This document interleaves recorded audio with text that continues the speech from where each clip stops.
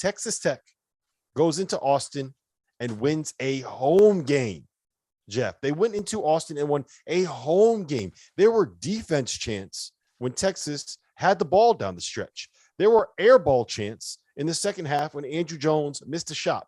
What do you make of Tech's win and Tech's sweep of Chris Beard and the Texas Longhorns? Can you read this, Robert? Can you read it this? It says West Texas Tough. I hope everybody on YouTube can read it.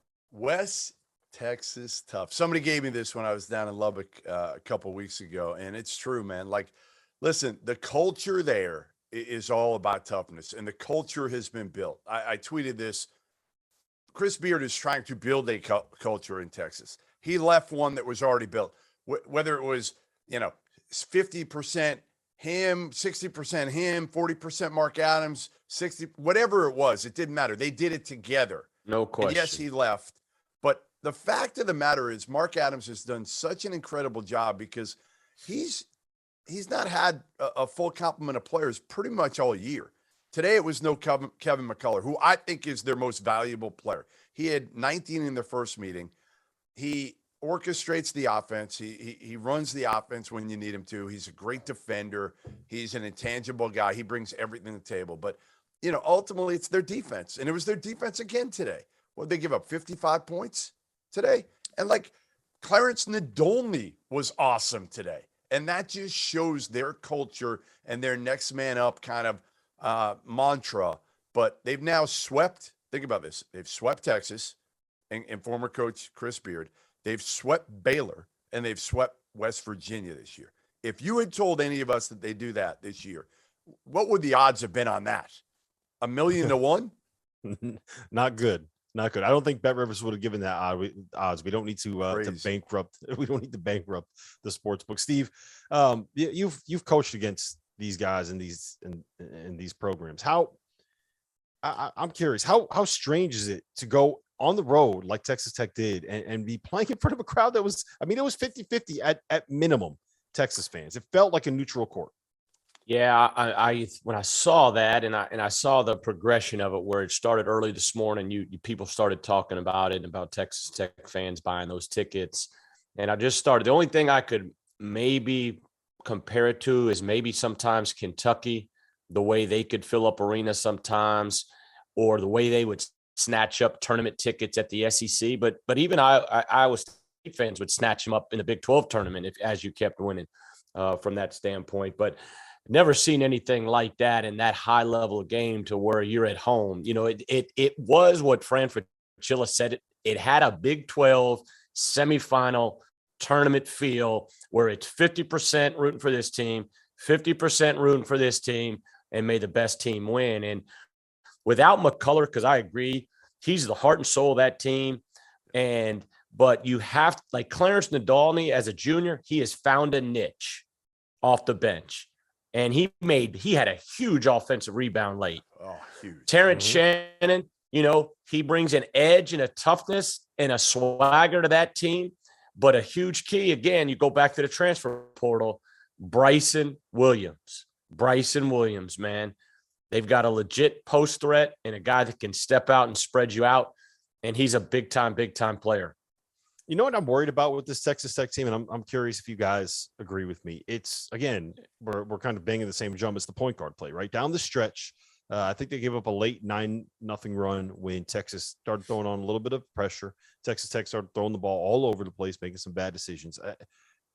They win and they thrive on the fact that they have basically 5 dudes that are interchangeable, and they go 9 deep with 5 dudes that are interchangeable, right? Everybody's the same size. They all kind of do the same thing. But that kind of limits what they can be a little bit offensively, because you don't have that guy, Steve, that can kind of break down an offense, that can get you set up, that quote unquote pure point guard on the roster. Does that worry you at all?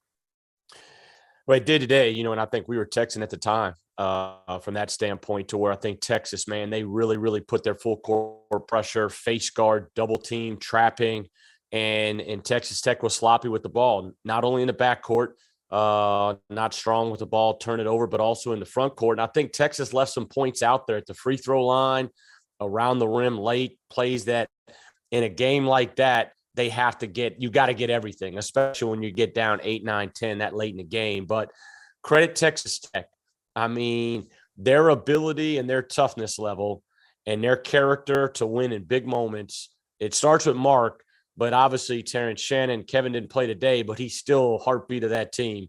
Bryson Williams, Nadolny. I mean, you go down the line. Those guys were terrific today.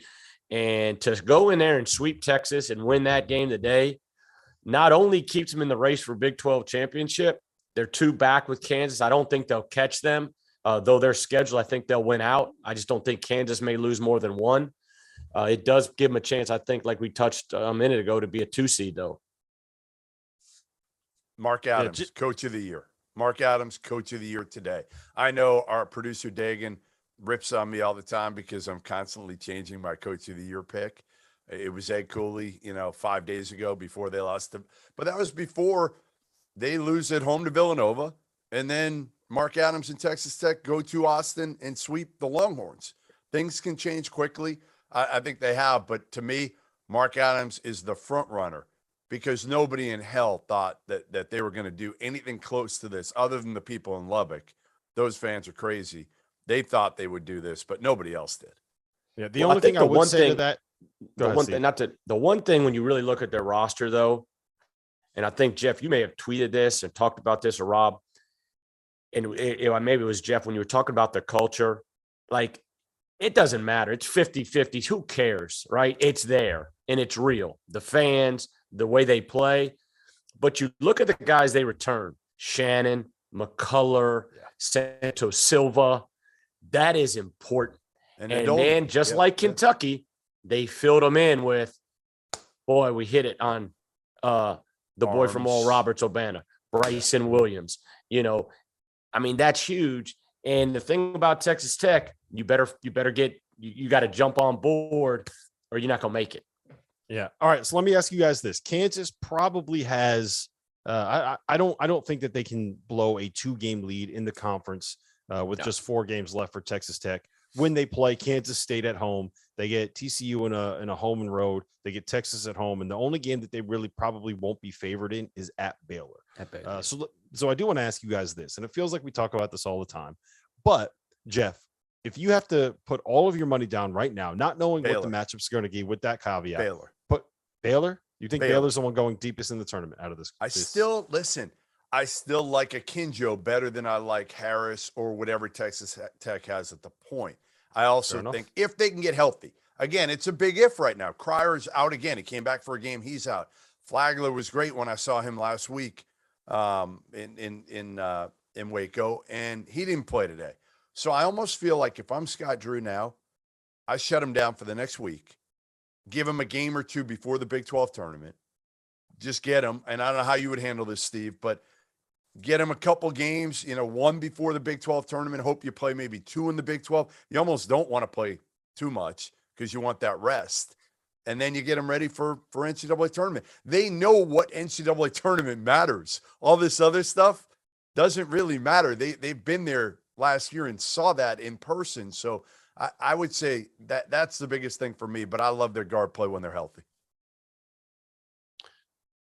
Man, I tell you, it's just hard. The more I watch Texas Tech, and I know point guard play, I get it, and I understand it, but I think the way they play offensively, motion and, and just move the ball around, it's not all, it goes through so many different people with interchangeable parts.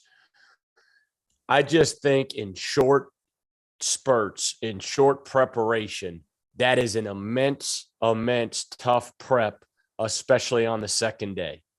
That first round, they're going to watch the Oklahoma tape from the other day when they scored 45 points in the second half the other day when Oklahoma beat Texas Tech in Norman. There's some things you have to do offensively, and there's certain shots you're going to get up against them and certain cuts that your kids need to be trained. In a one-day prep, it's very, very hard to be ready to play at Texas Tech. And that's what I go back to, too, when Gonzaga played Baylor national championship one-day prep. That's very, very tough to get ready for the no-middle defense and the way that they play. So I think Texas Tech, I still like them right now, the way they're playing and the way they compete and just the way they're unified.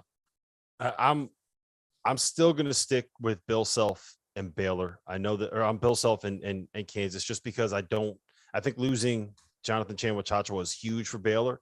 And I I can't fully buy into teams that don't have great point guard play making runs in March. And I know that's kind of talking out of the side of my mouth, or both sides of my mouth when it comes to Kansas and DeJuan Harris, but what Bill Self has proven it. But I think all three of those teams can make a Final Four. It's At the end of crazy the day, that we each picked a different team out of those three.